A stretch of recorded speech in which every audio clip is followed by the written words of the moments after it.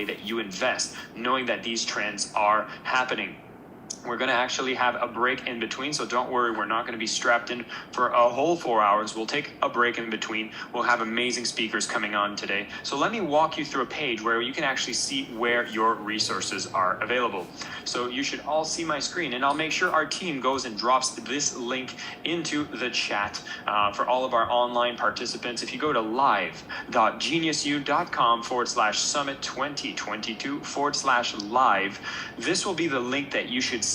This is going to be where you can always come back and get the resources you need. If something gets mentioned throughout the summit, you will find all the information right here.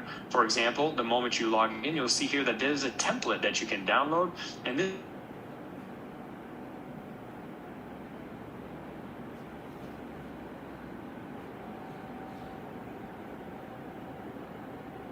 and all of your plan to navigate your finances coming up, you can actually find that right here. So this template, very, very useful for those of you who want to make sure that you're moving forward. Oh, I see that I might have had a little internet blip here, so let me just do a little test. I see I'm back. Sorry about that. I'm tuning in from Bali, Indonesia. We sometimes have little blips that'll come in, but I think you can all hear me loud and clear now. So let me keep walking you through this page. So grab the link to the plan template. This will be financial bust, economic downturn, and then printing money and credit. This part here, revolutions and wars. This is where we are right now today. I'm going to be sharing a couple of things that are taking place in the world. Obviously, some of them you know about, like earlier this year when Russia declared war in Ukraine, and then from there, what we're now seeing as more and more conversations around threats of war. Many of you will know that it's actually this week that NATO is conducting nuclear drills in Europe, and Russia is doing the same at the same time. And this year, debt and political restructuring is already starting, as I'm sure many of you know, with what's happened in the UK recently.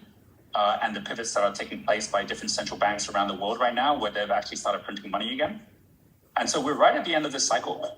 And if we actually go a little bit further and just see how extreme the money printing actually is right now, this has continued, it hasn't stopped. And also how this is now leading to the rapid devaluation. Another word for devaluation of the currency is the inflation of goods. And we're seeing price inflation now going to record levels. So we also, on the point of view of inflation, so I've got the likes of Turkey looking at the British pound and saying they're not controlling their pound so well, because like the British pound, as a result of what almost was an entire collapse of the pension system a couple of weeks ago, got back to printing money again. But Turkey already has inflation at 83%, right? Like so this is now at a point where we are getting very, very close to hyperinflation. And the question is, to what extent would this be impacting your country wherever you are in the world? And we can see we have people from all different countries around the world right now as well. So before I show you one more, what I think is a fantastic video that was put together just this week, I want to share just a few key things to just get everyone up to speed with what's happening at the moment. It's actually exactly 50 years ago. Something called the Nixon shock happened. Many of you know about this. This is when the US government basically took the American dollar off the gold standard. And at that point, we saw this massive shift that started taking place towards what now is called petrodollars. It didn't happen immediately. In fact, what happened was that the OPEC countries, they ended up in almost a panic over what was happening to the US dollar. They didn't adopt the US dollar to begin with. And in fact, the opposite happened. There was an oil crisis that actually was as bad as the oil crisis we're now seeing in the world from 1972, straight after the Nixon shock, until 1973. And it actually stopped after the US government did a deal with OPEC saying, listen, if you guys can just use the petrodollar as your chosen dollar, effective chosen currency for all oil imports and exports, what we'll do is give you military support, right? And that was a deal that was done and has given OPEC the military support of the US for 50 years now. That is now all changing. And the reason that that's all changing at the moment is because of a number of things that have been happening behind the scenes. These are not that well reported in the news. So if I give you a couple of examples, the first one I want to give you Let me just open up my sharing, which I think I have on a totally different screen now. So I'll see if I can find it. Here it is. Okay. So if I just share my screen again, is a quote which came from Jim Rogers, who's in our last of our summits that we ran, where he says, when we have a bear market again, and we're going to have a bear market again, it will be the worst in our lifetime. This is what we believe we've now entered. And we are now at a point where we have got organization or group that is actually now taking over from the US dollar. This is called BRICS. And rather than me explaining exactly what Saudi and OPEC is now doing, and you would see this in the news at the moment as well, I'd like to show you a little video, which I think does a better job of explaining this. The person who put this video together, she actually posted it just this week. And if you have not yet started following her on YouTube, I definitely recommend that you do. So her name is Sorelia Amor, runs something called Sorelia Amor Finance. She has a number of people already following her. She definitely should have more because she does great videos. But I'm just going to show you this video that explains, better than I can explain, exactly what's happening in the world today and the speed at which it's actually taking place as well. So have a watch of this. The US dollar is officially over, or at least it will be very soon if certain countries have their way. Some of the world's most powerful nations have formed an alliance with the intention of ending the reign of the US dollar and potentially removing the West from the chain. To do this, a few world leaders are planning to create a new form of money, a plot that includes Putin and Xi Jinping, as well as leaders of Brazil and India, Narendra Modi and Jair Bolsonaro. This new money will soon be a serious threat to the US dollar and very likely become the most powerful form of money on the planet. Okay, so this is very big news that could forever change the way that we trade globally. And to explain this, I first have to explain who the current holders of the world's most powerful currencies are. You've probably heard of the G7 before. It's a partnership of some of the world's most powerful economies and includes the US, UK, Canada, Japan, and the European Union. It was formerly called the G8, with Russia previously being a member, but went back to being called the G7 in 2014 after Russia's membership was suspended following the annexation of Crimea. The main reason for the G7 existing is to keep the power of the West at the top of the global food chain by strengthening political and economic ties between member nations, but also to help ensure their money remains the most powerful on the planet. Of the 6 most powerful traded currencies in the world, 5 of those are G7 nation currencies, with the mighty US dollar sitting at the top of the pile. For the most part, the G7 wants the US dollar to remain the most powerful currency on the planet, because if the US dollar stays on top, it helps keep other G7 currencies there as well, which also maintains dominance for the West as a whole. But the stranglehold the G7 has over the economics be about to change, and it has everything to do with BRICS. No, not these kind of BRICS, but this BRICS, BRICS. BRICS stands for Brazil, Russia, India, China, and South Africa, and is basically a competitor to the G7, comprising the world's biggest developing economies. Individually, the nations that make up BRICS aren't much of a threat to the West, but together, it's a much different story. Today, BRICS nations account for more than 40% of the world's population and 31.5% of the planet's total GDP. But by 2030, just 8 years away, the IMF estimates that BRICS countries will collectively account for half of the world's GDP, and that's not taking into account new countries that may also join the alliance. Recently, Argentina has formally applied to join BRICS. Reports suggest that Iran may also soon be doing the same, and Egypt, Saudi Arabia, and Turkey are all flirting with this membership as well. And just like it is with Captain Planet, let our powers combine. Together, BRICS dominance poses a serious threat to the West's dominance. And it seems that they know this, and their very first target to take out is the US dollar. Each year, BRICS nations hold an annual meeting to discuss the future of their collaborative partnership. At the 14th annual meeting in June this year, BRICS dropped a financial bomb that may seal the fate of the US dollar, and the news was delivered by this guy, Vlad himself. Putin announced that BRICS plans to create a new global reserve currency, a form of money that will become standard in Brazil, China, and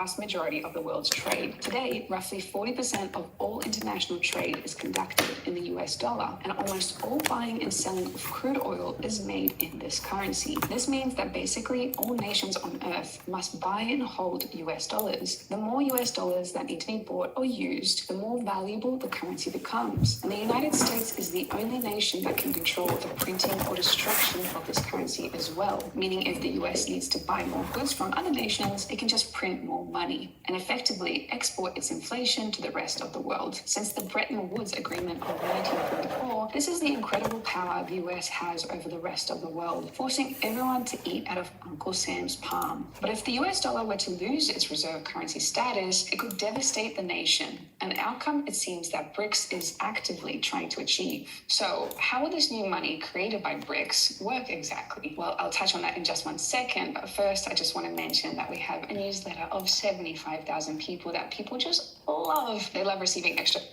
bucks. According to Putin's announcement, the new currency would act like a basket containing the value currencies, making it semi-decentralized and more stable than the US dollar. And to give the currency even more power, it's possible BRICS bucks could also be backed by gold. Since the first BRICS meeting, the 5 BRICS nations have been buying up gold like crazy, increasing their supply by several thousand% per year. And this doesn't even include the recent discovery of up to 12 trillion worth of new gold in Uganda. In other words, more gold than the combined total of the world's supply today. New deposits will almost exclusively be mined by China, meaning for the first time in half a century, we could again have a currency backed by gold, which on its own would almost instantly make it the most valuable money on Earth. Now, the United States is likely pooping its pants at the idea that BRICS wants to create its own currency, specifically if this currency is backed by gold, because it would mean very bad news for the West's control over global economics. But on the other side of the coin, it would mean very good news for the economies of the BRICS nations. If a BRICS currency was created, it will give these 5 nations a better grip on the economic future.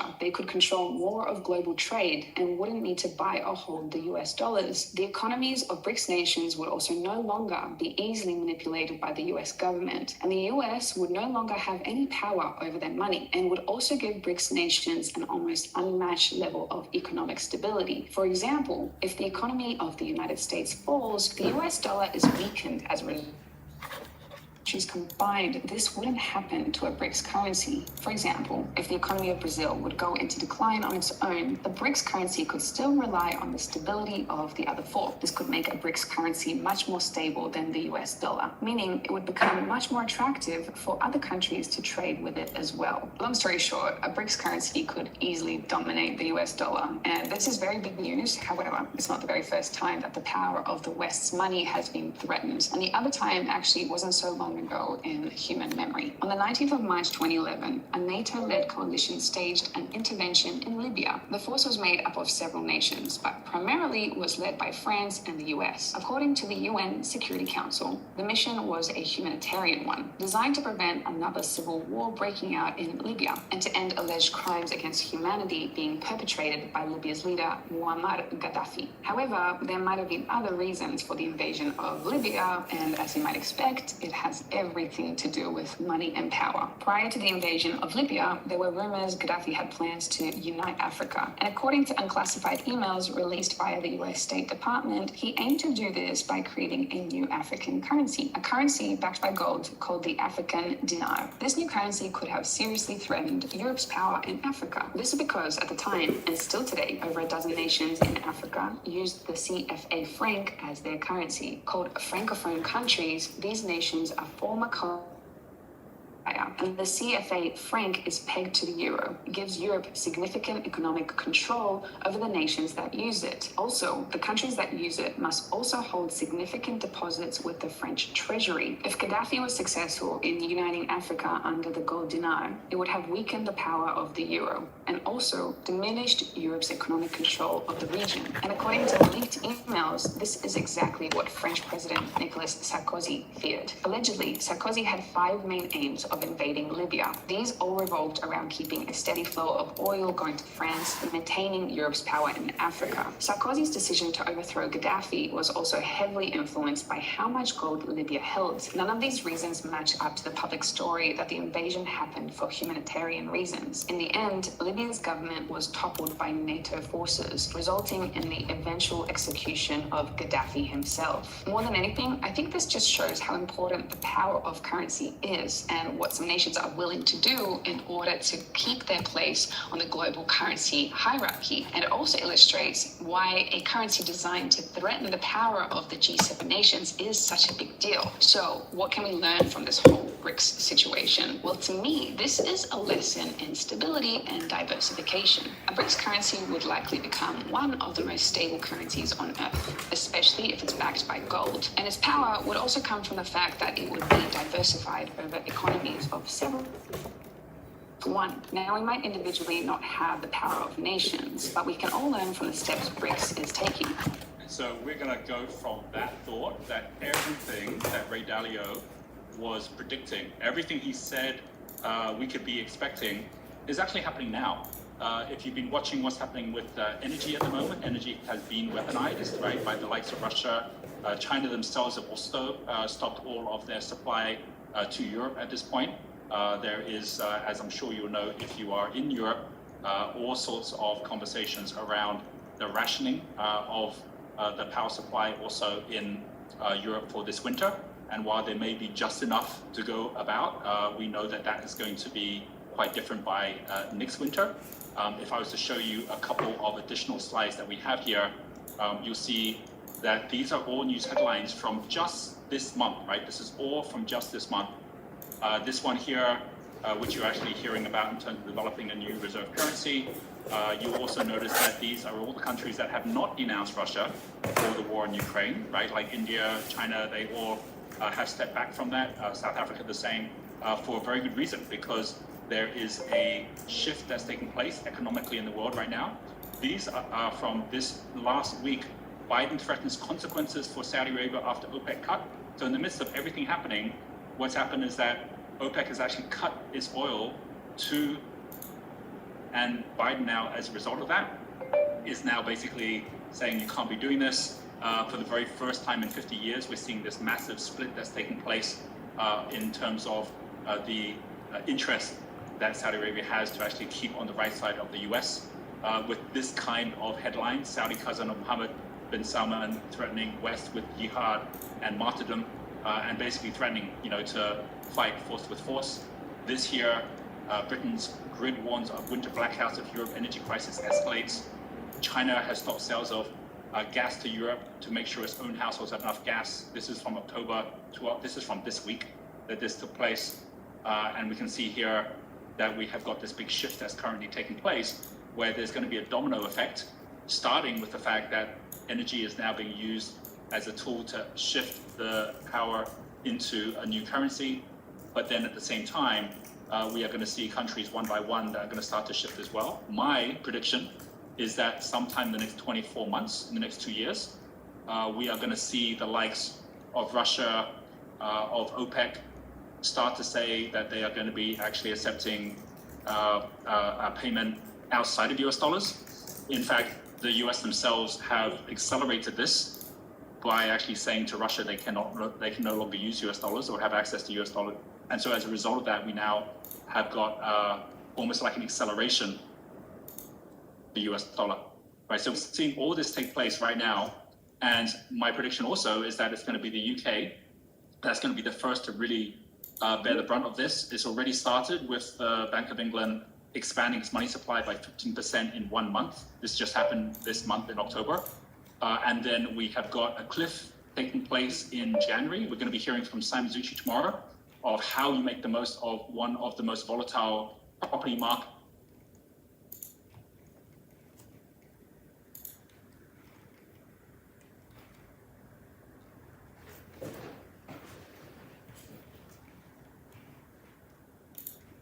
No, we seem to have had a little technical difficulty on Roger's side. I think we're just fixing it up, making sure that his audio comes back. While we wait for him, I want to take a moment to just remind everyone who has just joined in that welcome. We're having our investor summit. We're going to be going for another 3 hours and 20 minutes. We'll have a break in about an hour and 20 as well.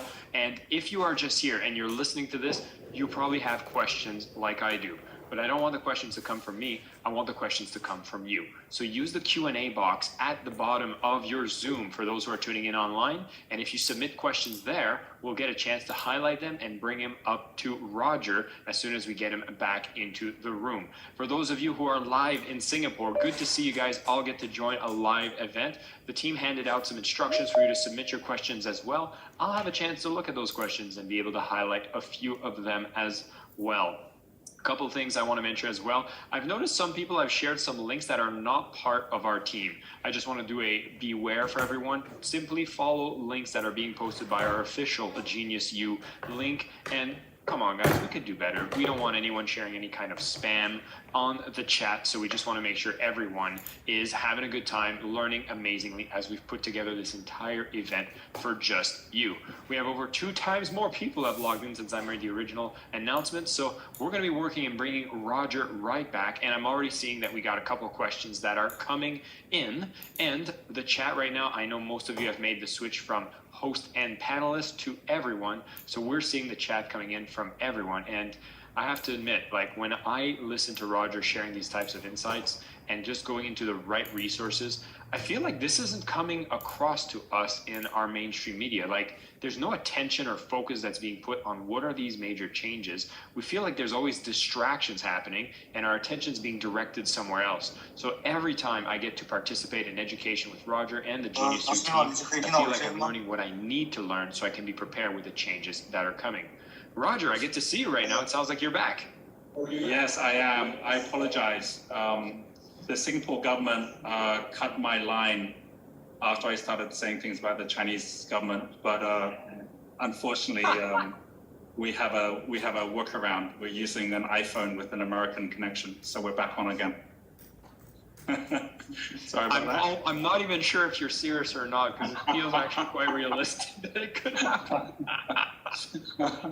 Okay, I will continue on and battle through the challenges. But one final thing I'll say on this, and thanks for the catch on that, Jason. But one thing I'll say on this is,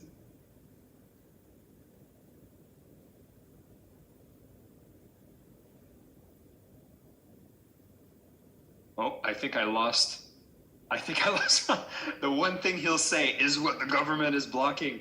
By the way, that was a joke for everybody that's wondering what's going on. No, it's just there's a connection issue happening. Unless there isn't. But honestly, it's supposed to be a joke here. We're not doing anything like that. Everyone's like, oh my God. Next thing you'll see is like trending on Twitter, Singapore blocks information on investment. Not true, not true. We're making jokes here. But yeah, we are making sure that this internet issue gets fixed up. I know they're live streaming in that room as well, so that could be one of the reasons why it's being recording in disconnected. progress. But like I was saying, oh my God, now I'm seeing a ton of questions are coming in, so fantastic. Ellen, Oliver, Joyce, Ralph, and Johan, I'm seeing your questions being posted there. I know, right? Ultimate cliffhanger, Andrew. But yeah, what Roger is saying is so true. And, you know, I was curious to see if there was anybody here who had participated in the 5-day investor challenge. That was what happened last week. We got a taste of what was happening just a week ago. And more news is happening now, which is why it's so fun to be able to keep up to date on these changes. Roger, oh my God, is the US also making blocks now? What are we doing? There's Russia this time. Okay, all right, yeah, we do have some connection issues, but we're back. My apologies. Hey, look, I'm going to do this for everyone, right? I'm going to do a quick catch-up here, because we actually do have two different trends I wanted to cover in the first 45 minutes. So I am going to cover the second one a little bit faster, but hopefully with this, everyone will get the real picture of it. I just want to cover this point because some people say, why is UK the first to go into like major crisis? The UK's mortgage market works a little bit different from places like the US. And Singapore, in places like the US and a lot of European countries, even here in Singapore, like variable rates are quite common. Fixed rates where you just fix, Singapore does have as well, but like fixed rates where basically you've got 5-year fixed mortgages is very common in the UK. And so many people are on fixed rate mortgages which are about to expire at the beginning of 2023. You can see here more than 5 million families could see their annual mortgage payments rise by an average of £5,100. That's not a small amount of money for someone who's on a £20,000 or £30,000 salary, and of course many people on a much lower salary than that. And this is happening at the same time that we're seeing record inflation taking place as well. So fundamentally, people just are not going to be able to afford to live in the same way at all, and the money printers are going to keep on printing, which means that the currencies are going to continue to collapse even faster. Right? And there's no way out of this. So this is, in my view, going to start in the UK. It's going to be a domino effect into other European countries. It'll reach some Asian countries, probably most likely not Asia, but Australia to start with. Australia's already feeling the bite. At some point, the EU will break up. Maybe that will take a few more years. Whether the US dollar collapses before or after that happens, it will happen sometime during this. And we should expect the fact that there's going to be a lot of unrest. Clearly, it's already started. There's many protests taking place around the world. And we can also expect an escalation on the war that is currently taking place in Ukraine to other countries as well. And so that's a lot of gloom and doom. The point I hopefully have made here is that there's an urgency to this that most people have no idea about. They're seeing it on the news, but they're not aware of just how bad it's going to get. My hope is that by everyone who's come on here for these 2 days, I've got your attention and you're really now interested in what you need to do differently, because this second trend, the Roaring Twenties, is almost like a repeat of what happened in the 1920s. So in the 1920s, we actually, if you remember, had the biggest crash ever, the 1929 Black Monday Wall Street crash. And so many people lost everything at that point. But there was a build-up that took us to that place where many people were in just the most crazy amount of debt already, very similar to what's happening right now in the world. But it was also the time when you had some people ending up in the worst situation, but you had other people who ended up actually riding a huge wave, because that was the same time, it was the jazz age, people were getting TVs into their homes for the first time. It was when everyone was out there partying, which is why it was called the Roaring Twenties. It's when people started affording cars because the Model T car came out.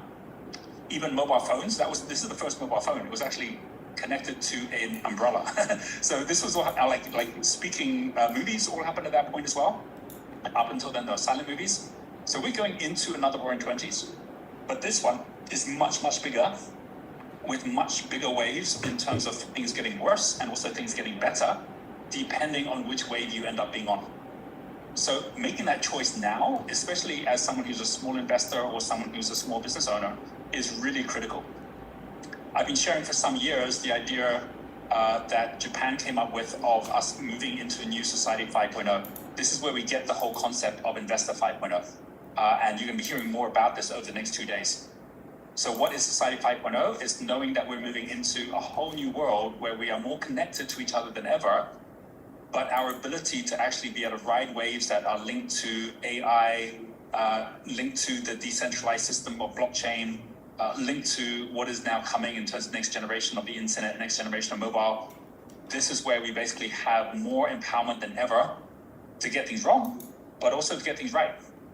So we actually can see here this huge boom in people who are small retail investors taking over in the marketplace.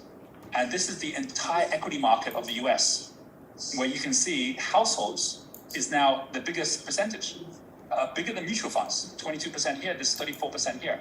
And if you actually take all of Wall Street, right, that's down here after you've actually taken in foreign investors. You hear about pension funds being big, like that's only 11% now. So we are the majority. And what we decide to do with that can move markets. So what is the Roaring Twenties? It is typified by this graph. This graph is called a K curve, right? It's called a K curve because there's basically out of any challenge that we have, not a downward spiral or an upward spiral, but there are some things that go upwards and there's some things that go downwards. So the boom sectors which are coming, which are the ones to be investing in, include what we call the exponential technology companies and industries, which I'll be getting more into. It includes all the travel tourism you're seeing in terms of people getting out of the pandemic and deciding to spend all their disposable income, and especially when people are realizing their currency is not so valuable that they should be parking in assets. They're spending the money instead. Entertainment. And then bust sectors are retail and trade, construction, and government itself. We're going to see governments going bust. And more importantly, even in the sectors, is the models. We ourselves are going to share our story of how we had our IPO this year on the New York Stock Exchange and what we've seen within our edtech industry, where the companies that are cash positive are getting all of the support, whereas the ones that are in a cash burn are the ones that are just crashing and burning. The ones that are more decentralized are the ones that in all areas, including in finance, including in medical, including in energy.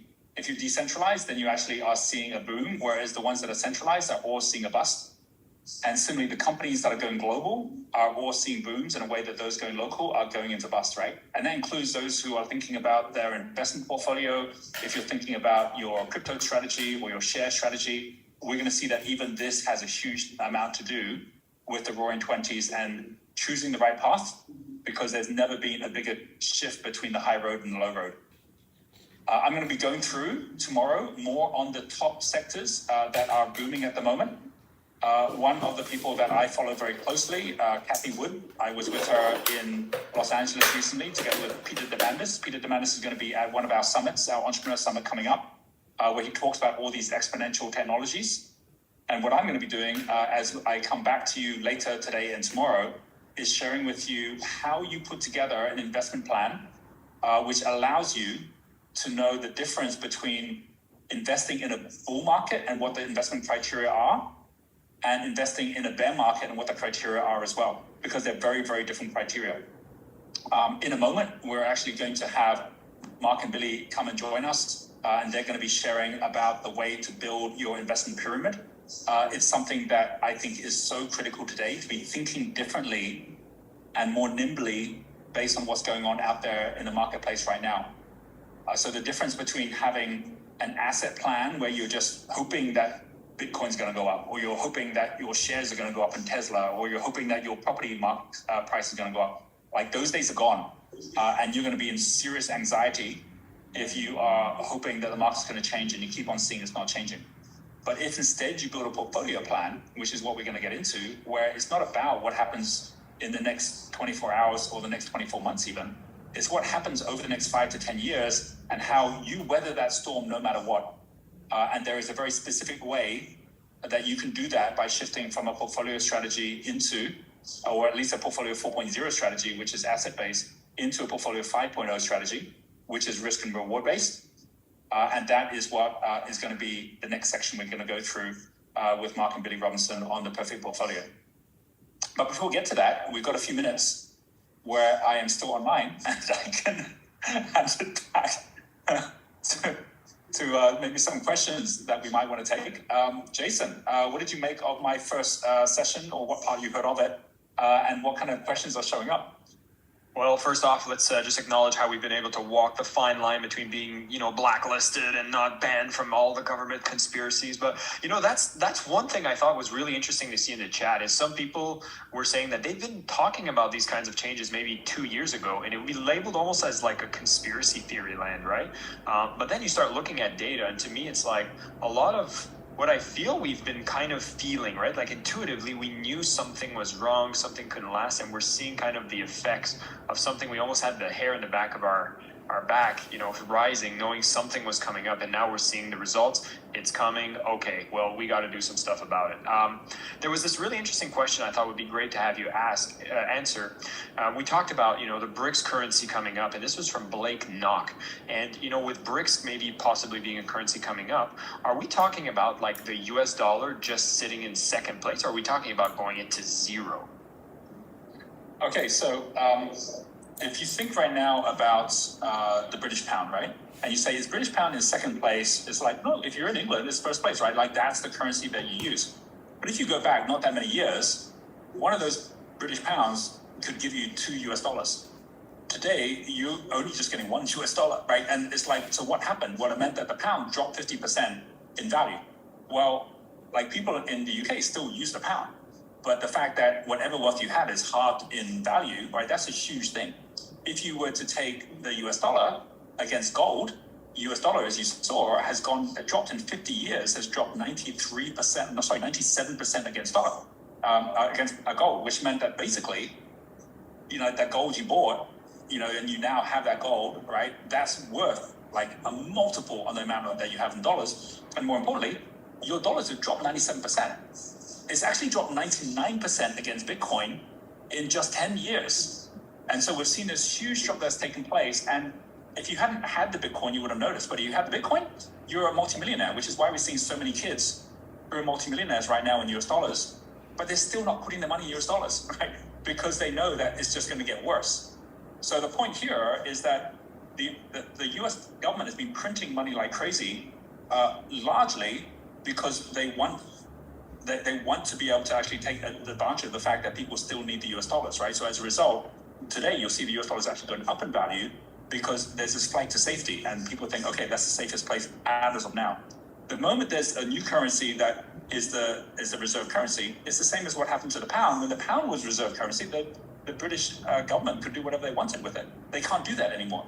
The US dollar is going to be in exactly the same situation, and when that happens, there's a very good chance that we're going to lose a lot more than 50% of that value against other currencies, and more importantly, against other assets, specifically hard assets like gold or scarce assets like Bitcoin.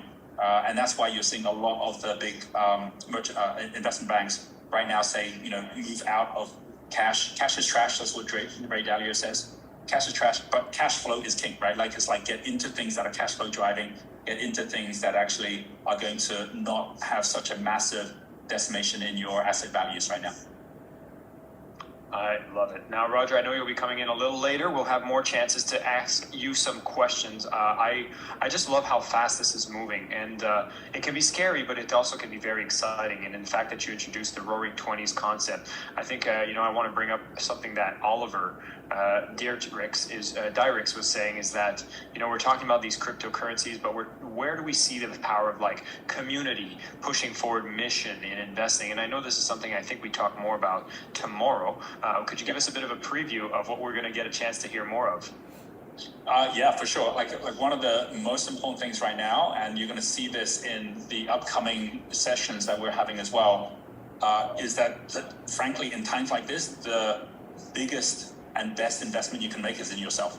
And why is that? Because at the moment, we are going to see this massive transfer of wealth from those who have it to those who decide they're going to have it, right? There's a whole bunch of people that aren't deciding they're going to have it, and they're going to end up not having it as well. But for those who actually say no, like the future belongs to those who right now are much more nimble and are aware of what's happening. And that's about who you know, it's about what you know. So who you surround yourself with, what communities you become a part of, how you go about learning from those communities, just like I'm sure for those who've tuned in today, you've learned new things you wouldn't have learned if you were just watching CNN, right? So be around the right people and be connected to people on a day-by-day basis. And then as things shift, you're not going to be left behind, because all the things we're talking about here, you don't want to be being told later, I told you so. I love that. Roger, thank you so much for kicking it off so strongly, and of, like I said, making sure that we get to share this information without any censorship. And really what I love the most about joining events like this is you get to hear this information that's actually useful. Like, you're going to see, as we're going to cover all the different aspects, all the amazing other speakers that are happening throughout this summit, we're going to now start moving forward toward what do we do to build our perfect portfolio. As Roger was saying, is that this is actually a difference between just building an asset portfolio, but really the perfect portfolio is going to be a perfect thing that we want to segue into. So, Roger, I want to thank you for your time. For everybody here, before I bring Mark and Billy, our second speakers, I want to do a little touch base. We've been going for an hour and we've learned a ton. Any highlights, any amazing moments, anything that you'd like to acknowledge, put it into the chat. And for all of you in Singapore, good that you guys all get to connect in person.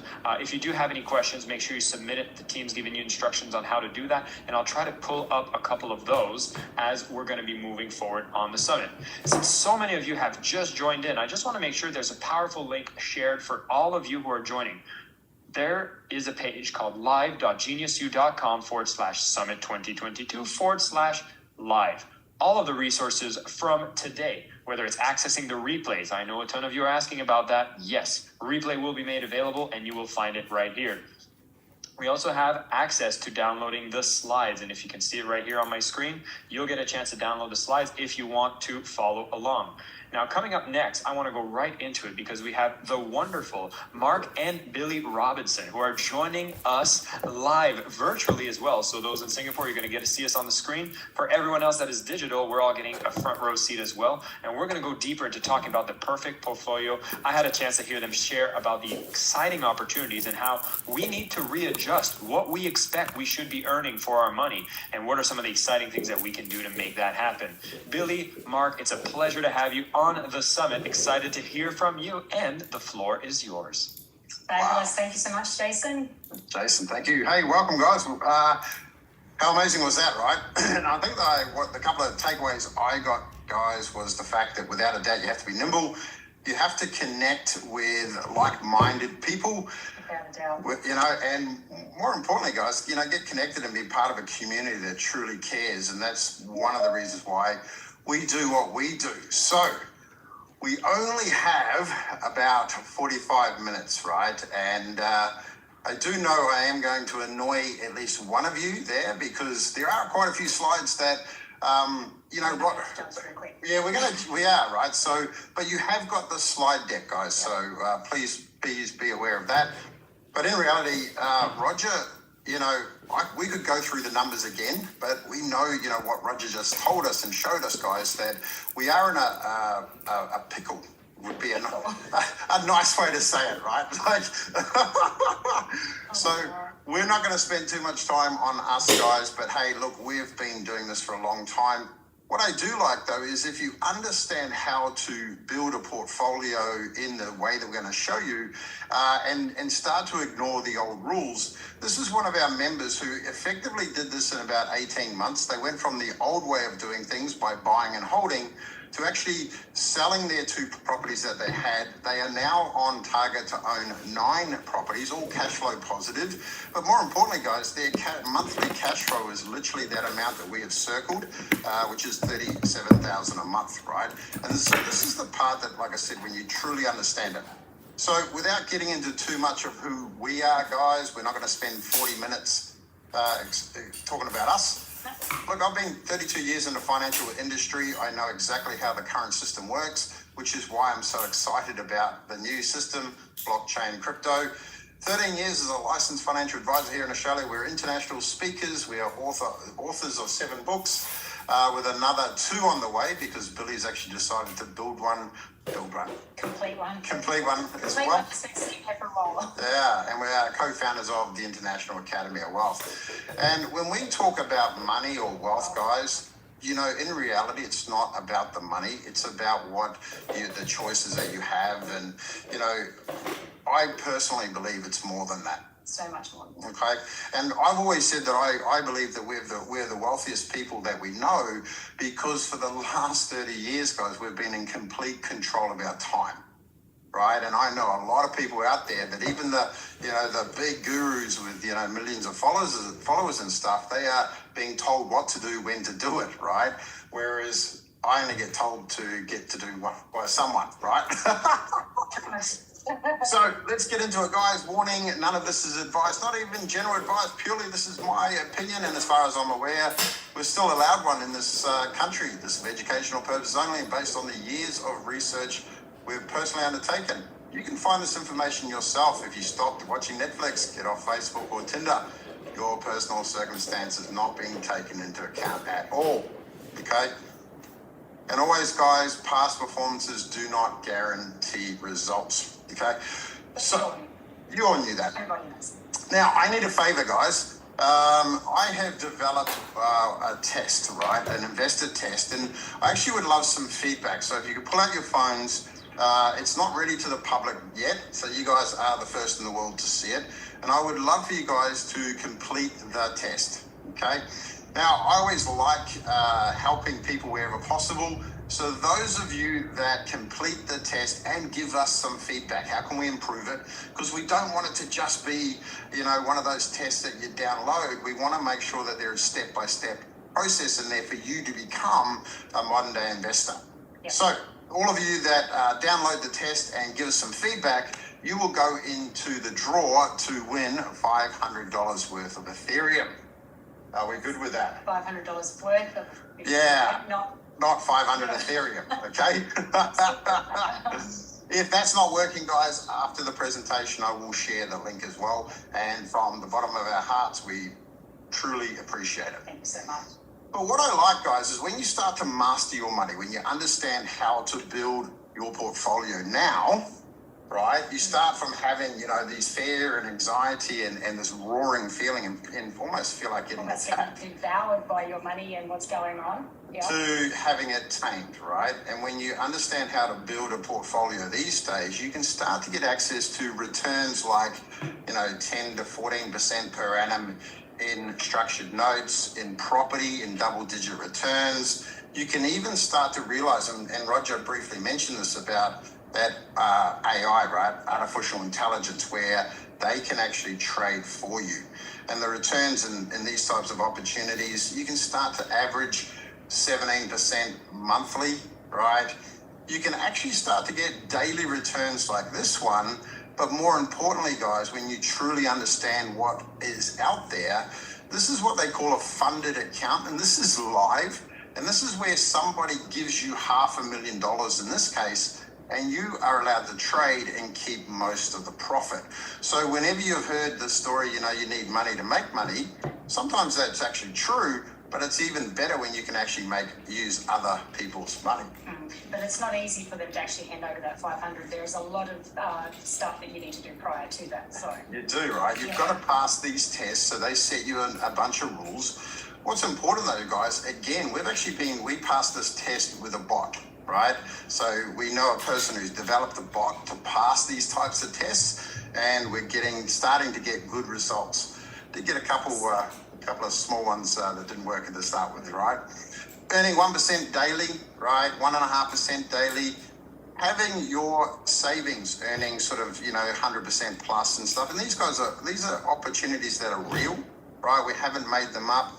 So we really want you to understand that. And even though I predominantly focus on cash flow, right? There are other opportunities out there, guys, that do other things, which we'll talk about when we talk about the pyramid. these are things that we actually have our kids set up on as well, that they have their little alarms that go off on their phones each day to go in and actually, restake stuff and pull it out. And yeah, you can hear around the house the alarms go off each day. Everyone's set at a different time, but yeah, mine goes off, Riley's goes off. Exactly, yeah. It's so cool. So we would encourage you guys to, or get your kids involved as early as possible. As we see fit. Even other opportunities, guys, and I understand that there'll be people out there who have no idea what's on their screen right now. This is one of our favorite opportunities, guys, at the moment. Since May this year, $1,000 has turned into 3,447. So again, you don't have to start with a lot of money. You just got to start, and you've got to understand that the old way of investing is completely, in our opinion, remember, it's not advice. We think there's better ways, right? You get access to returns of 3 times, 16, 10 times, 4 times, 8 times, etc. But if you're using the excuse, right, I'm going to be a little bit harsh, guys. If you use the excuse, but Mark, I don't have time to learn all this, look, we understand that, right? So, we actually put a plan together where you can take $50,000. Now, I've only used that as an example. We've got members who started with $5,000, and we've got members who started with $500,000, okay? It's up to where you are. But in the plan, guys, in just 18 months, we've turned 50 grand into a cash, right, of 8,100 per month, right? It's cash flow that we're talking about.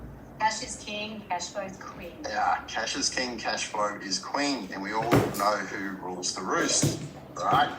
So the thing about this though is that a lot of people, even though you can see here that you can do this yourself, a lot of people still out there that we're finding that they're leaving their financial future actually in the hands of others. So they're leaving their financial futures in the hands of their friends, their families, some fool down the street, a financial planner that they probably spoke to on the very first occasion, and in some cases have never spoken to him or her again, and they just get sent a bill every month. And it could be worse than that as well. It could be the government. Everything's being left into the hands of the government. So, and what we've seen over here in Australia, these are actual pensions examples of Australia, New Zealand, oh my God, New South Wales, Victoria and Queensland. And it shows here that the pension in New South Wales is $21,869 for a single person and only $31,000 if you're in a couple. And they reckon though as well, like if you want to live a comfortable lifestyle and that sort of stuff, these are the figures that you need to be hitting each month. Yeah, 40 grand or 54, right? So this is the government looking after you. Sorry. Perfect, right? And for you to actually do that, guys, you actually... Mark and Billy, I'm sorry for interrupting, but Billy, it's been a little harder to actually hear you, so we're just going to ask you to get a little closer. We were just talking about this. We were discussing this microphone just before.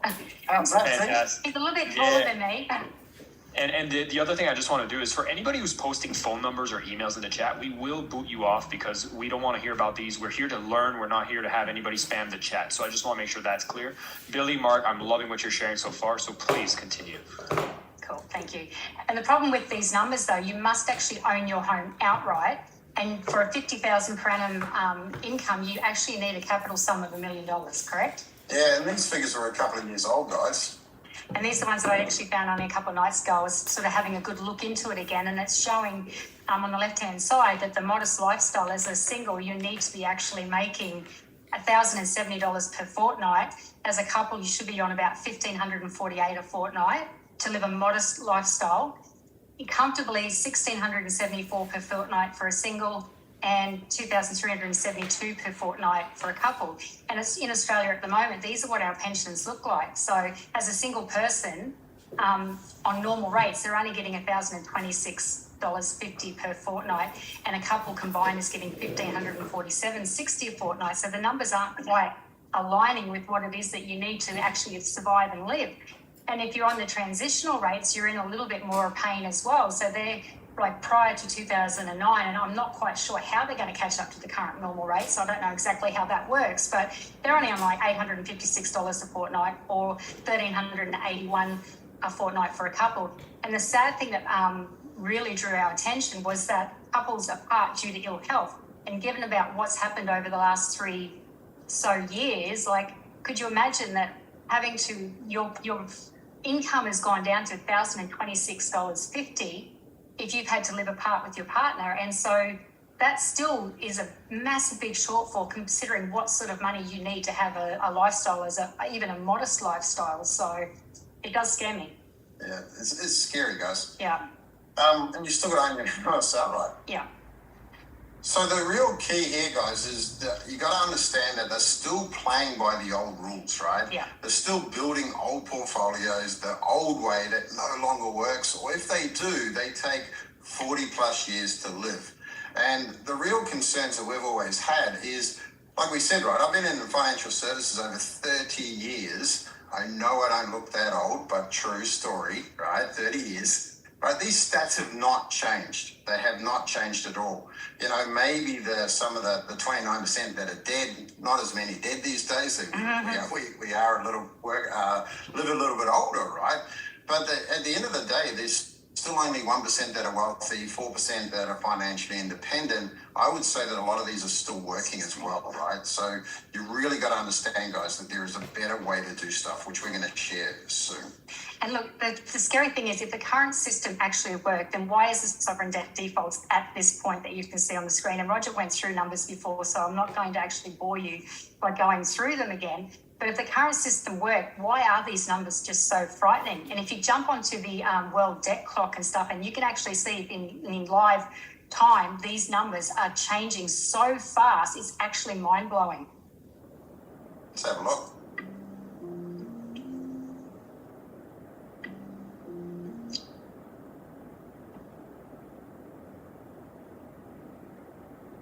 Incredible. I mean, it just blows my mind how fast it goes. And you can sit there and just watch it and watch it and watch it if you've got nothing better to do. We used to joke, right? If you're having a good day, guys, and you want to bring yourself down, Go come on, jump watch in there. this. And And again, if the current system worked as well, why is the corporate debt defaults at these levels? And it's basically doubled since the 2008 levels, and 85% of the company rent is already in default. And if the current system actually worked again, why is consumer debt at record highs? Like global household debt right now is at $47 trillion and absolutely climbing every day. Unemployment rates are tracking towards the 25%. Yeah. And if the current system worked, why aren't the banks actually doing this to us? 0.1% per annum for 6 months with a minimum deposit of 5% when we actually all know that the inflation is 10% plus at the moment. And look, we've always said, guys, that if you have a look at everything that's happening in the world, and and we're so grateful that you guys have decided to come in and be part of the summit, right? You're going to hear from some incredible speakers, right? Not just my wife, but other incredible speakers, and we're going to be telling you a different story that you've probably heard on mainstream media and stuff. And no matter what they're telling you guys, inflation is well and truly 10%. And ever since the borders have been open, and those of you that can attest to this, if you've started traveling again, prices are 20% plus everywhere, right? Not just, and they're 100% plus just for the airline ticket, right? So we want to share, before we go into the new way of investing, there is the old way. So what you need to know is the current system does work, but it works for these guys. It's working for them, not us. So, the banks, the governments, all the big corporations and stuff. So, and they alluded to it, like Roger spoke about earlier about that Bretton Woods. If I'm telling you not to go down too many rabbit holes, guys, but that one is very worthwhile. Go down there, or even DuckDuckGo or get on Brave, because to be fair, Google isn't being that nice anymore, right? They tend to hide a lot of stuff. So go on to something else and just Google who owns the reserve banks, what happened at Bretton Woods, and you'll get a really good understanding of what we mean by if the system's working, but it's working for them. Yeah, and this is the old way that we used to have to invest. So as a financial advisor, you would go into an office and you would have to pick a portfolio. We would do a test to see what level of risk you're on, and you're going to choose either low, medium, or high risk. Right, and if you look at it, and it could be any portfolio, like instead of Australian shares, put USA shares or UK shares or wherever your country is, and then the rest would be out there in the international. So this is a bit of a portfolio. Now, here's a secret, guys. The reason why they would have cash in the portfolio is not in case a deal came along, but to actually pay their fees. All right, so please understand this is how it works. And we would have to balance your portfolio. So what I mean by that is if Australian shares went up and international shares went down, we would quite often have to rebalance your portfolio, right, to get back to those risk levels. Now, this is a simplistic way to say it, but this is why when you have a look at things, that the average, long-term returns on any of these generic portfolios are around that 8%. And they've educated us to believe that anything over 10% per annum is too good to be true. get out of here. Right? And some cases that is, right? Some things happen where it is too good to be true. But why have they educated us that? Why are they making billions of dollars, right? And only educating us to say that they can only afford to pay us 0.1% on our money. So if you're wondering why we've circled the arrow going up and then ticking across to the arrow going down, have a listen to this next video of Andy Tanner from Rich Dad Poor Dad Advisor. The clip's from the Money Secrets revealed in 2020. And we think he's explaining the law of compounding costs. And we just want you to listen to the actual figures that he's quoting. So just take a listen. If the stock market's all-time highs and looking at these types of balances, You took the words right out of my mouth. I mean, average rate of return, all those years they've been in, and where did the money go? don't take my word for this. Please, I admonish people, study for yourself. Right. The person who founded Vanguard is a man named John Bogle. He's written many books. He's a great proponent of the small investor. In fact, he actually left the company he started, which was Vanguard. He actually started as an Navy thesis, I believe, and I'm going to go do this. But he left the company. He's become somewhat of an advocate. And the way he teaches this is something every investor should investigate for themselves, in my own opinion, called the law of compounding costs. And the way he states it is, he gives an example that I cite often of a worker who's, say, 20 years old. And they look at an actuarial table and say, okay, he's going to die at 85. So the mutual fund companies can say, that's 65 years of investing, we can get him the money. How do we do this? Let's say they take, he starts with $1,000 and doesn't add to it, just $1,000. And he throws in the stock market and he gets maybe 8% a year. Well, the power of compounding is something else. And that is over 65 years, that's going to wind up a little over $140,000. That's the power of compounding. The problem is that's if he gets the 8%. Now that's what they're getting. Behind the curtain, it's going at 8%. But if they take fees, let's say they take 2%, 2.5%, that means that on his statement, even though the money's actually compounding at 8, he's compounding at 5.5. And in that same time period, he won't have 140 grand. He'll have 30. Wow, makes that big a difference? $110,000 goes to the financial system, $30,000 to the worker. He takes all of the risk, puts in all of the money. Wall Street takes none of the risk, puts in none of the money. He gets most of it. They get the lion's share. That's where the money goes. It goes in the pockets of Wall Street. So first, that's insane. Yes, that's insane. That just blows my mind. So, guys, so we really want you to understand that. And if you're feeling a little bit angry right now, you have a right to.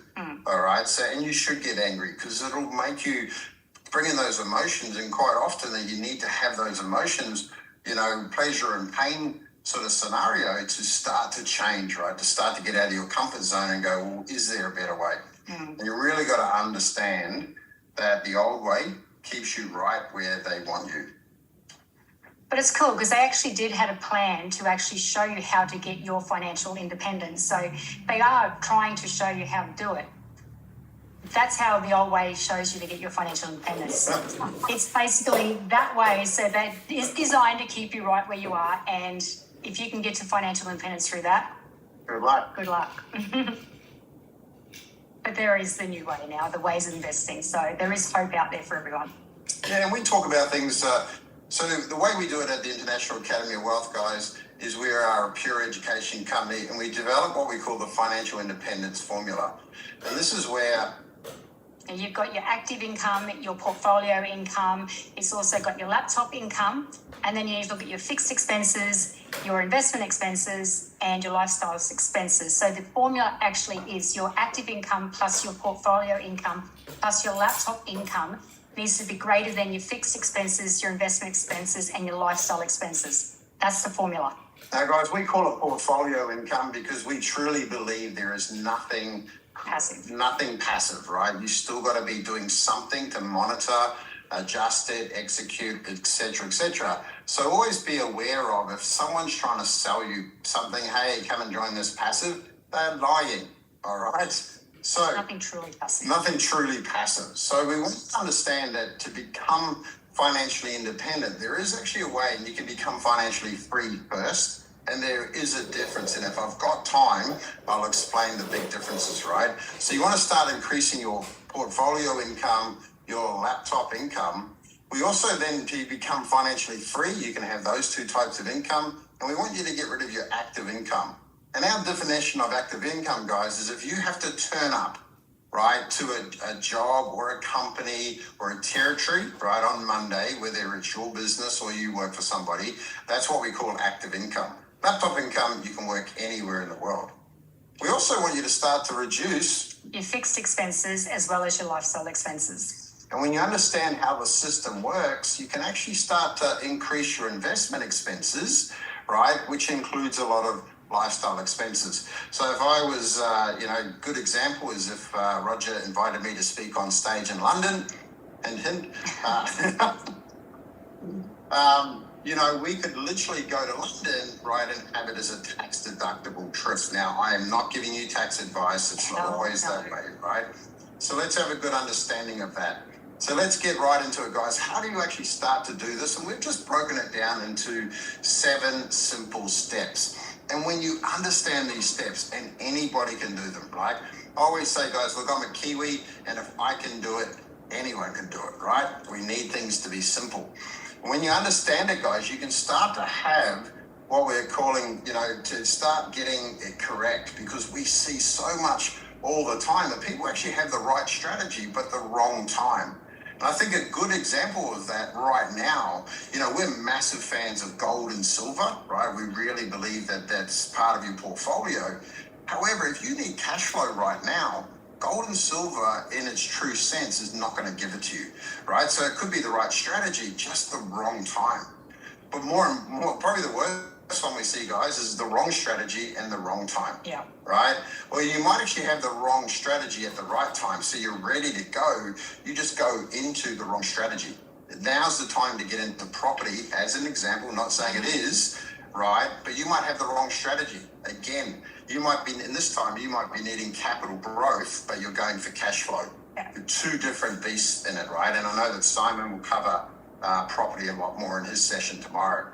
So ultimately, when you get this right, you start to look for the right strategy and you get the right time. So the 7 steps to your financial independence. The first one is your financial house. You actually need to get your financial house in order.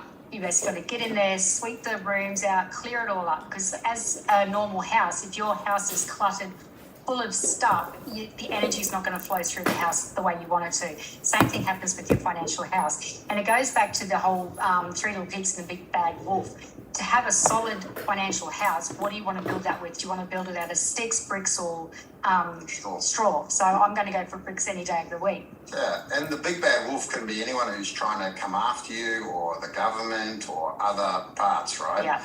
And we always say, Now, why would the universe give you more money when you are not actually managing the money that you have right now? So that's that whole energetic flow and stuff as well. yeah.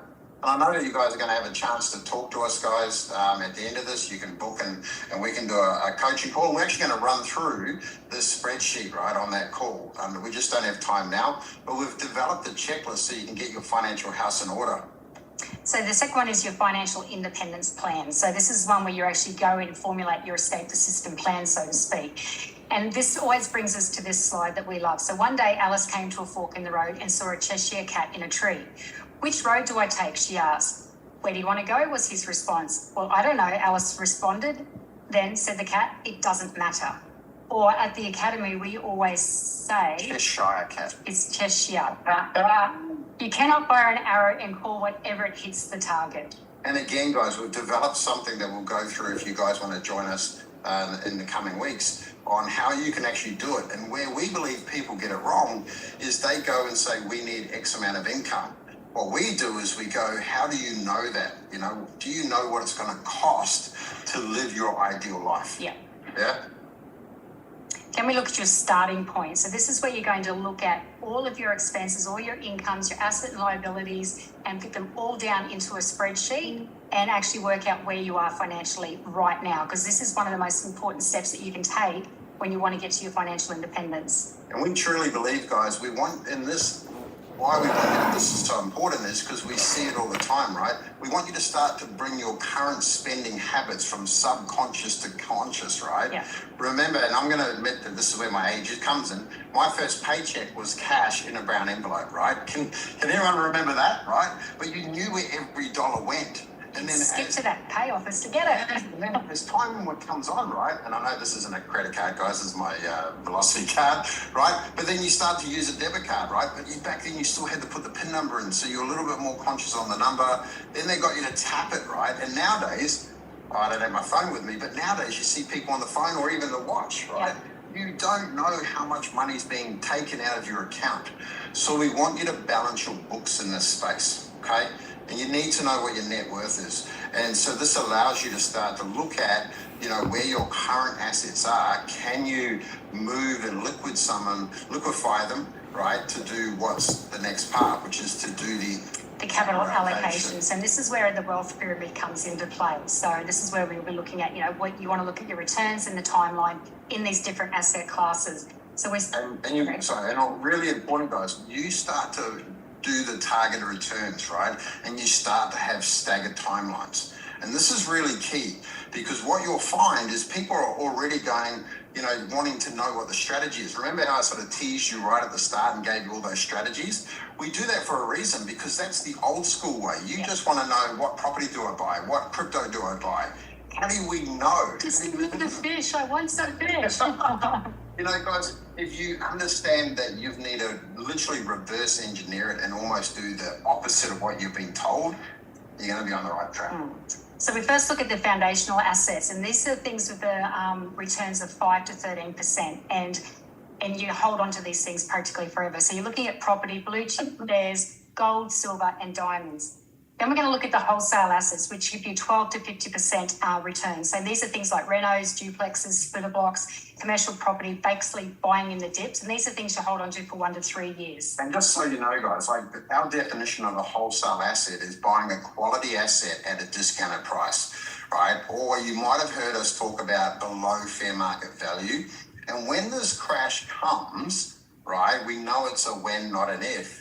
This is the you're going to buy a ton of quality assets at an extremely discounted price. Yeah. And out of all the asset classes, and this is something that I believe I've got a lot of, but Billy will say no, is you actually need patience, right? You need to have cash, liquid cash sitting there, ready to buy these quality assets at discounted prices. Please give me strength. The next is your focus asset sector, and these are things with returns of 20% to 200%. And these are things in tech, oil and gas, green energy, weed, which should be medical marijuana, and health, etc., things like that. And these are things that you're going to hold on to 2 to 10 years. So that's where the difference between weed, medical marijuana comes in. Yeah, don't tell the police, Mark said you can stand on the corner. Then you want to look at active trading, and that's things at 50 to 1,000%. And no joke. So these are things like shares, FX, gold, crypto when you're manually trading. And these are things where you're going to hold on to anywhere from 4 seconds to actually 9 months. And again, guys, this is the part, right? I can tell you right now, this is the most difficult one to learn, active trading. And we all think we want to learn to trade, right? But please understand that it is something you can learn, but you've got to have a lot of time. You've got to make sure it works, all righty? So please understand that. All right. Kids just being told to go do some staking, right? Their phone's gone off. I love it. So, and this is it. So please understand, I know that you're going to have a really good teacher coming up to teach you how to do that as well. Sorry, Tim. That's all right. No, you're right. Maybe you said it. So the next is your wholesale cash flow, and this is anything from 15% to 240%. See, I told you I set an alarm to do my staking. Yeah. Auto trading, copy trading, social trading, yield farming, dividends, private lending, and NFT kind of staking. And you hold on to these things anywhere between 1 to 5 years. And then we move into the actual... Which one? Alexa, no. One of the things I really want to understand, guys, is, like I said, with all the experience we have, this is where IAW, right, the Academy has become absolute experts. And I believe bar none out there, and this is because we've always focused on cash flow. And I won't go into our story today, guys, but look, basically, with cash flow, you can, I'm going to say it, fix everything, all right? And I know that sometimes a lot of cash flow can actually make things worse. But I can assure you, with cash flow, you end up with more cash or more capital, which allows you then to bring it down the pyramid, yeah? And then lastly, we've got the early stage investing, and this is anywhere from 50% to 5,000%. And these are all the O's in the cryptocurrency as well, and you hold on to those for anywhere from 3 to 10 years. And what she means by all the O's, guys, is in the traditional sense, like the Genius Group just recently did an IPO, initial public offering. You got the ICOs, initial coin offerings. You've got IEOs, which is initial exchange offerings. You've got the IDOs, initial decentralized exchange offerings. There are even some really cool platforms out there now, guys, where you can get an IGO, initial game offering. And if you're one of those people that like to sue people for no reason, boo, right? There's actually ILOs, initial litigation offerings. And the 3 to 10 years is the traditional model. And in crypto, that could be 3 to 10 days or 3 to 10 weeks or 3 to 10 months, right? So just understand that that's the power of how fast the system's moving right now. Yeah, and if your name's McDonald and you've got a farm, you also get the EIEIO. Right. And Sorry, that's- I do. Yeah. And why we like this part, right, is you've got to understand, and there's a big difference between financial freedom and financial independence. And a lot of property investors out there at the moment, you know, they've got incredible foundational assets, right? But they've actually got no cash flow and they still have to turn up on Monday. Like I've actually met this year property portfolios of $5 to $10 million, and they still have to have a job to fund them. Yeah, I don't know if there's anyone here like that. And all we've done is just given them a little tweak of their portfolio, and they're now choosing to turn up on Monday. Yeah. So where the freedom comes from is that cash flow, and that's the key. So what you do is, and a lot of people go, well, what's the difference? And anyone can become financially free. You can, you know, win lotto, inheritance, someone could give it to you. I'm not, but someone could, right? And unfortunately, there are some social security systems out there now around the world that people should be at work, right? And then never having to work again. That's how much they get paid. Yeah. I'm not hating them, I'm hating the system. No, Please no, understand that, yeah. yeah? And so what we want you to do, guys, is think about what would an extra $100 a week right now do? Does that mean that you could spend 2 hours less at work and spend more time with your family or more time researching opportunities? Do you see where I'm going with this, guys? What would an extra $500 a month be? What would an extra $8,000 a month do? Yeah? And what we want you to then do is when you become financially free, you then can start to really build the solid foundation stuff. And that's the key, right? And you can see the difference. Yeah, I hope it is, guys. I hope this is making sense, team. Yeah. I'm just very conscious of the time now, so we might just keep going. So the next step is the actual number 5, which is your money rules and your due diligence. Now, what we find at the moment, if you don't have clear money rules and you're not doing your due diligence, you're doing yourself such a disservice that it's crazy. You and your money need to be respected more than that. So what we're looking at and what we're seeing is we are wondering most times whether people are actually just spinning that wheel and just hoping like anything that the right thing comes up for them at the right time. But you actually need to do your research and you actually need to set yourself money rules to ensure that you are keeping your money safe and you're keeping yourself safe with your money. So yeah, and look, Roger spoke about this, guys, and you know there are different rules in bear markets, different rules in bull markets. And if you think about it, right, we're in a bear market, we're looking for cash return on investment versus capital return on investment. And you know, we keep our stuff private, guys, because we don't want people just to copy us. Because you got to remember, everyone has different money rules, different goals, etc. And you know, there's going to be incredible capital ROI after the crash, right? And like Roger said earlier, even during the crash on some of the markets, right? Which is pretty cool. You also then got to do some seriously due diligence, guys. We've built a number of tools that can help you do this, right? To help you put it together. One of the things I always suggest, team, is in your own words, describe the investment. Okay, I know that sounds kind of strange, but a lot of people can't actually explain to themselves or even to an 8-year-old, you know, what they're getting into. That doesn't mean you shouldn't get into it. All it means is you just may have to go back and just do a little bit more education so you can fully understand the opportunity involved. Well, that's one of the most foundational things that we've ever learned, though, when you're actually trying to learn something. When you're at school, one of the things they will always say, in your own words, what is this saying? You know, that's why we had to do book reports and this, that, and the other. So in your own words, it's the way that you're going to get that into your mind to actually understand what that investment is. Yeah, that's important, right? Yeah. Once you've got all that together, guys, then It's to deploy the capital to a strategy. So this is important. yeah, and what we find, right, is there are a lot of people out there who just procrastinate, or they use you know, the over analysis paralysis, right? They overthink things, and sometimes you just have to start. And the beautiful thing about the world right now is no longer do you have to go and buy a whole house, right, or a whole share. Everything is fractionalized now, right? So you can buy part of a house. Probably not the toilet, right? Maybe 3 better, yeah? You can buy that, like you can buy part of a share, you can do this. So understand that even if you've allocated, I don't know, say 20% of your capital to... Sorry, dogs. Okay. Even though you can allocated, say, 20% of your capital to, say, wholesale cash flow, you can allocate that 20% into multiple strategies. Yeah. So it's no longer having to do one strategy for all your capital. On the wrong And way. we utilize the tool, guys. And like I said, again, we want to make sure we've got plenty of time for questions and that, guys. But please understand that we have these systems, right, where you can. I've got to focus on other things in my life. We get that. Life happens. It's happening all the time.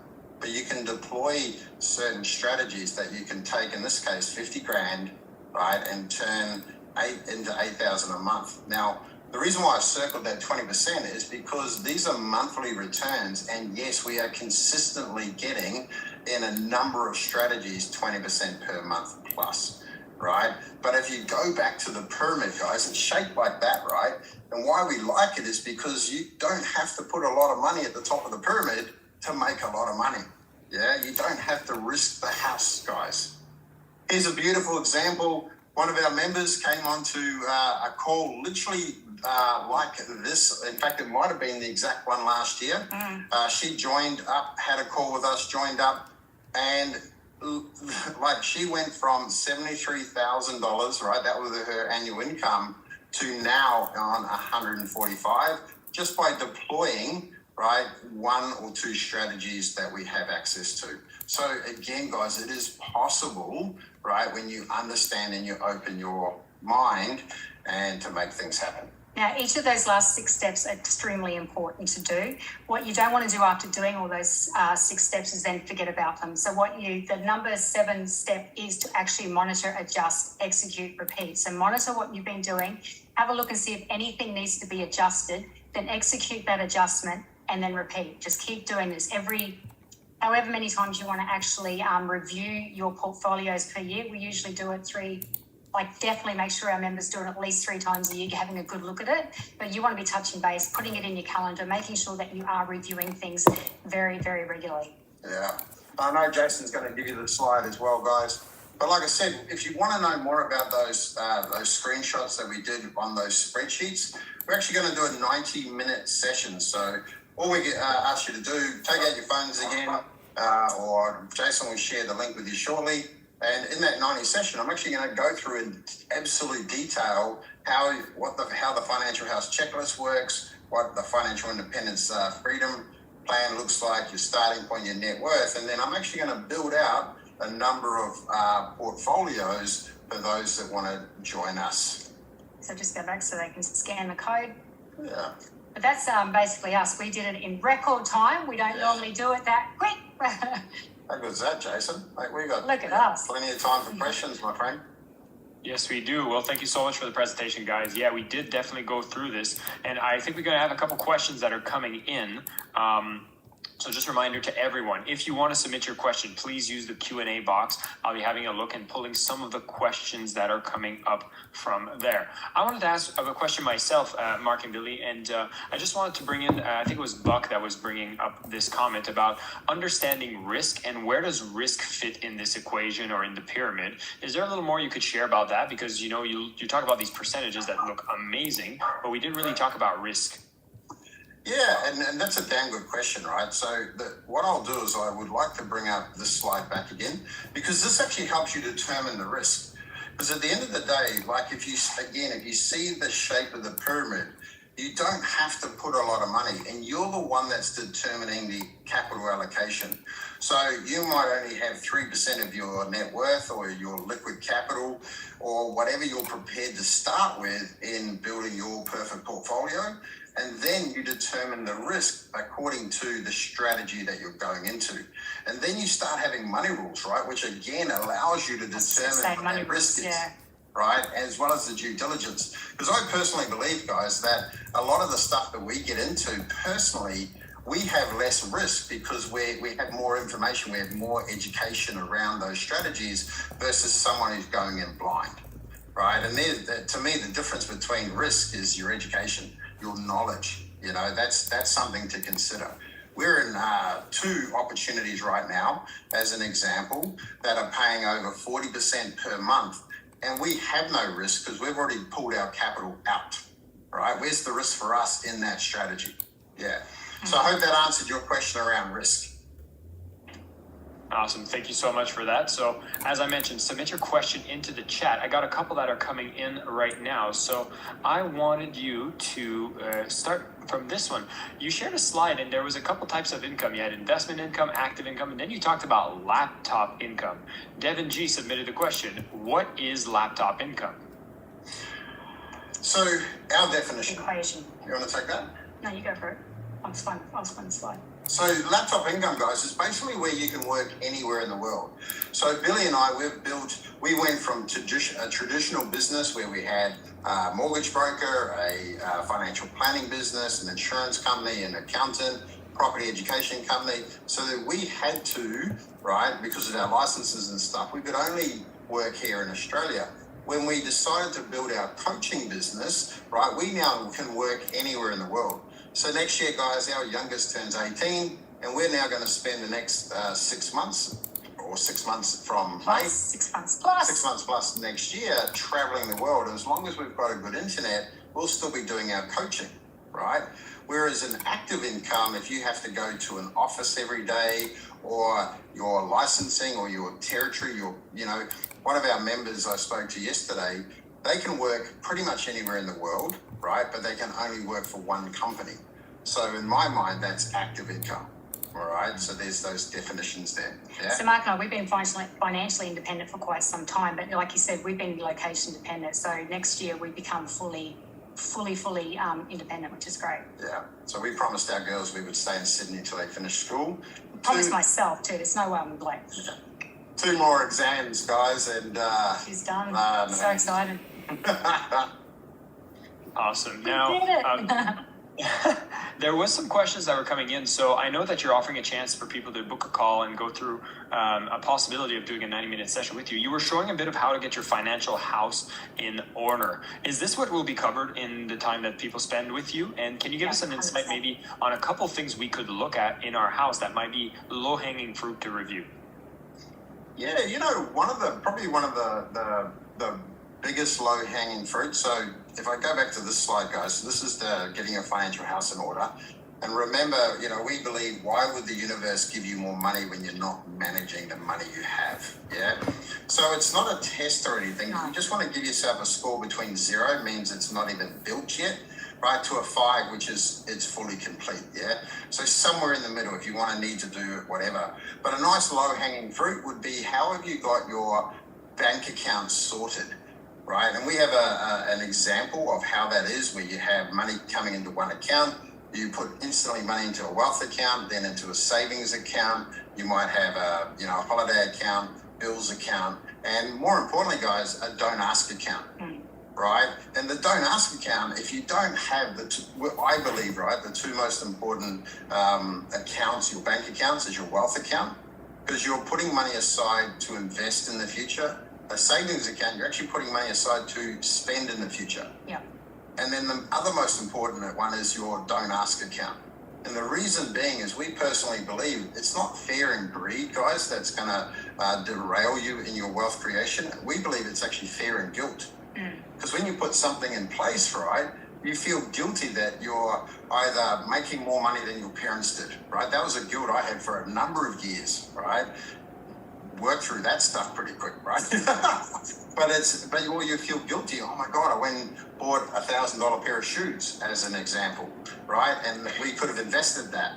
But with a don't ask account, you get rid of that because you've already budgeted an amount of money that you can just blow. It doesn't matter. You're donating it back. And I think one of the other important things about when you are actually having a good look at your financial house, you have to be 155,000% honest with yourself when you're actually writing down all your asset and liabilities, all your expenses I'm and wondering stuff. if there's an issue on my side or on their side. Can anybody hear Mark? If not, just type it into the chat. Hello. Oh, there we go. I think you're back. Okay. Awesome. I had a little dropout. That was on my side. Sorry about that. Oh, it's okay. I don't know what I was saying. You just need to be very honest with yourself when you are actually writing down all these things. So the more honest you are with this, and when it comes to time of sitting down with us, the more we can actually help you. So, and coming back to the bank accounts as well, make sure you haven't got too many bank accounts. Like, is there bank accounts that you've got that you actually no longer need, that you could be actually paying fees for when you just don't need to use it. So yeah, that's another thing I would say. Yeah. So that we will be Sweep done it out. through that, Jason, that 90 minutes. Yeah. Awesome. So for everybody that's tuning in and you want to go deeper into your specific cases, I'm seeing things like Ronald's talking about, like, well, what about if I'm in debt and I'm in a different situation? So there's a lot of situational type of circumstances that are being asked in question. So what I would encourage for people that want to go into deeper, more of a personalized session, then definitely go ahead, click that link, book that call. Available times are being used up by the people who are booking in advance. So take a moment, go and book it yourself. And I want to go and see if we got a question here around. So we got the Francisca, we already answered your laptop income one. And for those in Singapore, I haven't seen any question be submitted on the form. And so if there's anybody in the live event that had any questions, we can definitely have that featured as well. And so I wanted to bring one from JPD, which was, and is just commenting right now, we're on the Impact Investment Summit here. So I was going to ask, a question in parallel to what JP speaks about, which is, are there certain sectors, when we talk about focus centers, that you're most excited about investing yourselves, knowing that it leads to making an impact in the world as well? Yeah, look, it's a good one, right? And like, we call it the focused asset sector or the impact asset sector. And look, to me, I know it sounds weird, and I am very biased, guys, but I believe blockchain is the one sector that's going to make an incredible impact on the world. What we've got to be careful, though, is it can be used for good and evil, right? What can you say? Blockchain. Oh, blockchain, sorry. That's mine. I was reading something on the question, sorry. So blockchain, guys, it's incredibly powerful when you can understand exactly what it can be used for, right? And just simple things like, without going into things just voting as an example, right? And just making sure that, that one coffee bean gets to a place and we know exactly where it came from because it can be tracked all the way through, and et cetera, et cetera. So to make an impact, I think that for me personally, blockchain is definitely going to This future. help other sectors that are then going to make an impact as well. So it's just one of the things that I like, without a doubt. Yeah. That, and to be honest, I want a flying car. I don't know if that's going to impact anything except for me hitting a mountain, but I'm not sure how you're going to get the electrical cord up there, but okay. Well, George we are getting Dixon some. promised me one. Hey, we're getting some of those drones, and I think I read in the news that they had the first drone teletransportation of somebody. It happened in the last 2 days or something. So not that far off the future there, Mark. So we're definitely on the right time. So there was one question. I know that we are running towards the end of the session. You did talk about a chance to win $500 in Ethereum. What can you give more details on? What is it? Just by submitting the test that they get a chance to win that? Yeah, guys. And giving us some feedback. Yeah, we'd love some feedback, right? So Definitely look, we'll make it easy for you guys. I just put the link in there. I'll bring up the QR code as well. But look, like I said, we've developed it in conjunction with our mates at GenU, right? Or the Entrepreneur Institute, I should say. And I want some feedback. We're going to do a proper launch. And this is your chance to get it free before the public sees it. And if we can help you and make it better, then, we're going to be grateful. And that's why we would love to give you guys, just a chance to win. Yeah. Right? And Could kick off your crypto portfolio. yeah, and look, if the winner turns around and says, Mark, I don't like Ethereum, can you pay me in Matic or BNB or whatever? That's cool. We're good. Awesome. But yeah, so we would love it, guys. Like I said, this is going to be a paid test next year. So just, this is a chance to get it for free and give us some feedback. Yeah.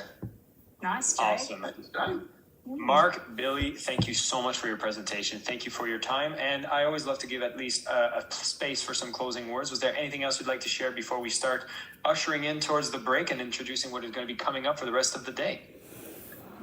Look, for me, I think it's just about paying attention, team. You've got some incredible speakers. You've got Marcus Demeria, you've got Simon. They're going to be giving you strategies, right? And all I would like you guys to think about is the pyramid and go, where do these where do these strategies fit, you know, for you personally, that sort of stuff, and take the time to allocate the capital in the right way rather than just racing into stuff. That to me, Billy says it best, JOMO, not FOMO. That's right. The joy of missing out, right? Mm-hmm. Last words, bud? Just thank you. I might take a swipe at you this time. Well, thank you for doing the switch as well. You came in so loud and clear, Billy, so that was awesome. Thank you for your contributions, everyone.